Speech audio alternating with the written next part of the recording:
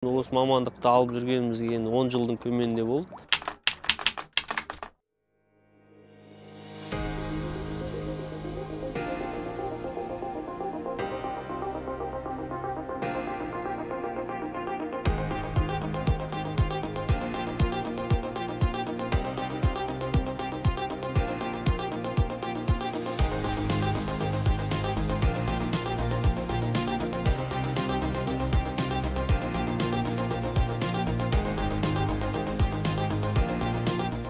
Сүңгүрүлердің суға түсетін аппараты, ауа жұтатын.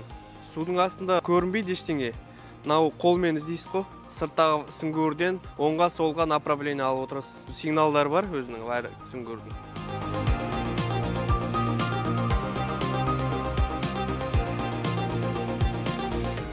Жазғы уақыттарда өзі сүңгүрлер 4 адам судағы батқан адамдарға барады. Есіл өзенінен Ақордаға дейін патруль жасаймыз. Жазда бізде усиление купальный сезонға байланысты.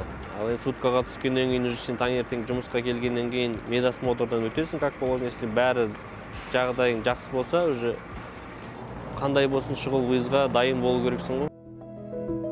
Мосттан бір қыз құтқарып қалғанбыз, жас қыз. 18-19 жасар қыз қойдым, шамасы. Білмеймін, үйіндегілерін ұрсып қалған ба, біз келіп суға секірген екен, сол моментте біз қайықпен келіп құтқарып, жедел құтқару жақ қызметкерлеріне тапсырғанбыз. Аман қалды. Біз енді неше түрлі құтқарып қаламыз ғой адамдар. Тамақ ішетін жерме бір жарылған бір газ. Сол кезде тоже бір 16 жасар қызды алып шыққанбыз. Арасына бір қыстың күні 1 сағат көлемінде бізде машинада өзіміздің оборудованиелер бар. Солардың көмегімен астына кіріп, қыздың басы қысылып қалған екен, неге? Кассовый аппаратқа соны көтеріп алып шыққан кезім болған. Содан жедел құтқару жасақтарына тапсырдық. 4-ші қабаттан лифт түсіп кеткен ғой, срывать етіліп. Сол кезде бір әйел кісі лифтке кірем, есікті ашып кірген кезде лифт жоқ болып, оны құлап кеткен ғой ішіне.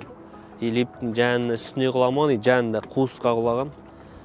Біз барған мезетте астына түсіп, қуыс екен, бір 2 бала түсіп, сосын өзіміздің көмегімізбен жас 3 аяқты саты бар, соның көмегімен арқамызға салып, қуыстан алып шығардық. Төтенше жағдай аяқ астынан болады ғой, әр адам өз-өзіне сақ болса, ер азаматтың ойлаймын міндеті шығар, өзіме ұнайды, мысалы адамға көмектесіп, адамдардың сауабын алған жұмысым адалмын, мақтан тұтамын, қолымнан келгенше көмектесуге дайынбыз құтқарушылар.